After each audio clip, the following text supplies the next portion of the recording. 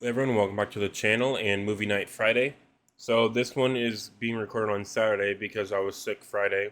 I'm still sick from what I mentioned earlier. So this one's going to be on Patreon, and we're going to be watching Pirates 2: The Last Royal Treasure. First Pirates movie was released on 2014. That had Kim Na-gil and Son Ye-jin in it. And this one, none of the new actors joined because by the time of actual filming, which took place in like 2019 and any time before that, Kim Na-gil was scheduled to do Fiery Priest, and he was still injured at that time, so he never signed on for the movie. And then it went through production hell for a little bit. It took a while to start filming, so this movie wasn't released until January. And there's no new characters, but it stars Kang Ho-nul, who's the main character, Han Hyo-joo, who's basically the Son Ye-jin of this movie, and Lee Kwon-soo, who's Maki, Kwon Sang-woo, who's Bo Hyung-soo, Cha Soo-bin, who's Han Gyum, and then Ho Se-yoon, who's Hang-gun. Those are the main guys I picked to watch this movie. I enjoyed Pirates 1.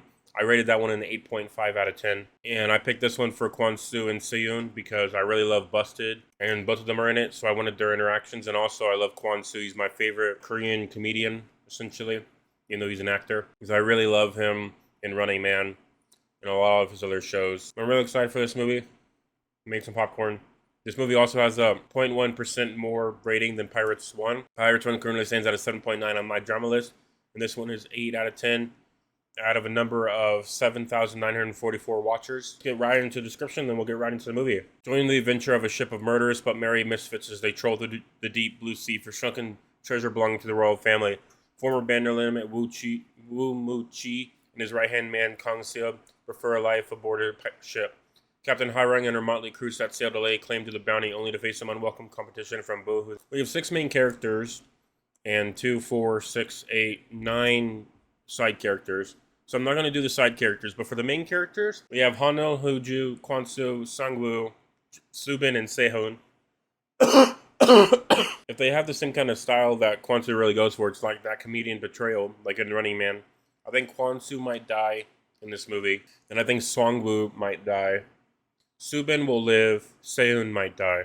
That's what my initial guesses are right now. Hangul and Hyo-ju will live, just like the 2 main characters lived in the previous movie. Just to reiterate, Hangul, Hyo-ju, and Soo-bin will live, Kwon-soo, Sang-woo, and Se-hoon will die. And that's just my initial guesses for now. But I definitely think Kwon-soo is going to be a comedic betrayer like he was in his previous movies. I've read some reviews about this movie, and it's not as people have said it's not as good as the first one, but the VFX and stuff like that, since it's been so long, is definitely a lot better. I also heard, unfortunately, that Se-hoon doesn't really have very many lines, so I'm kind of worried about that. But I'm curious to see how the movie will be. So without further ado, I think we're just going to get right into it. I'm really excited to watch it, because it's been a long time coming for me. So here we go.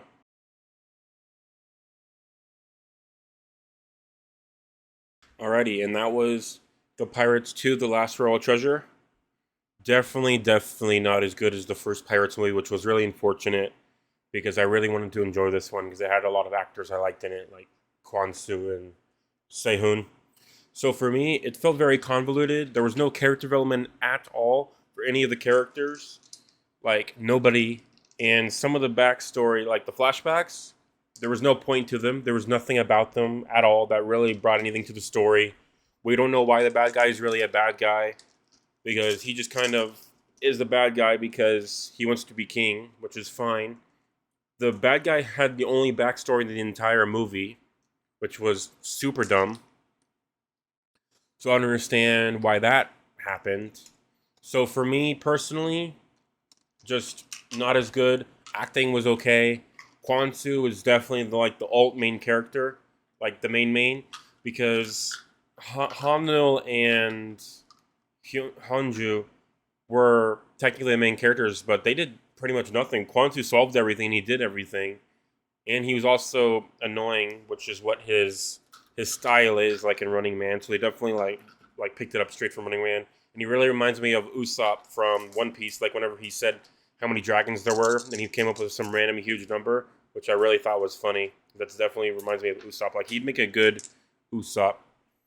But for me personally, um, they really underutilized Subin and Se-hoon, which was super weird and not very nice. So they were just Se-hoon had like 3 lines. Princess Lady had like 2 lines. No backstory on her at all, on like what they're doing with her. Like She didn't even ask, like in Sully's case from the first movie, she actually asked to be a pirate after they rescued her. But for this one, they just kind of captured the princess and she just started doing piratey shit. So I don't understand that. They didn't mention at all about any of the pirates that died whenever their ship got sunk originally. They're just nothing. No substance at all. Like literally nothing. So I don't understand. It just felt very pointless of a movie. Like at least the first one and even the Pirates of the Caribbean trilogy, plus the four and five, at least they have substance. There's actually some funny moments on them. This one felt very forced on funny moments. It just at least there's stuff going on for it. But for this guy, it's just nothing, dude. Like I don't understand it. So it just made me mad and sad on how they did it because this was my own most anticipated movie for the past year and a half.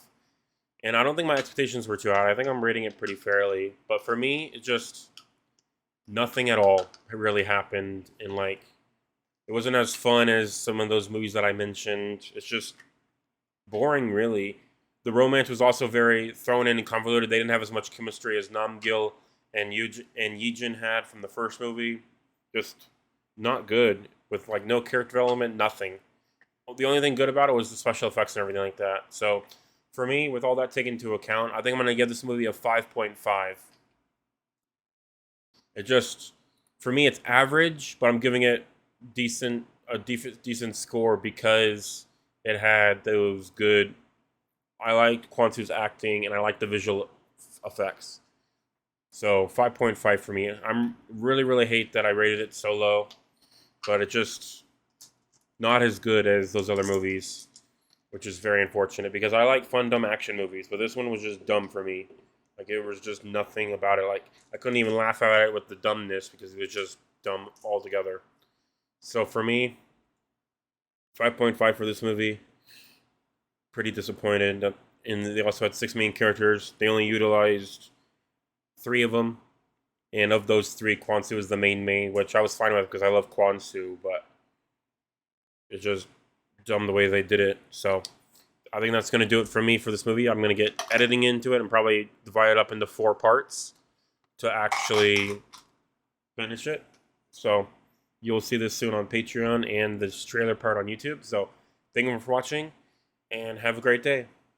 Thank you for watching this video. If you would like to support me, then you can go to my Patreon, link down below, for premium content that I will be reacting to shortly. For example, Running Man Funny Moments, Knowing Brothers, Hyujin and Benny's Variety Show, Yuri's Room, Idol Room, Weekly Idol, just any kind of funny compilations for idols and their variety shows. Basically edit and focus on my Patreon to build it up and make it look good so people actually want to use it. Comment down a video below of a variety show that they think I would enjoy.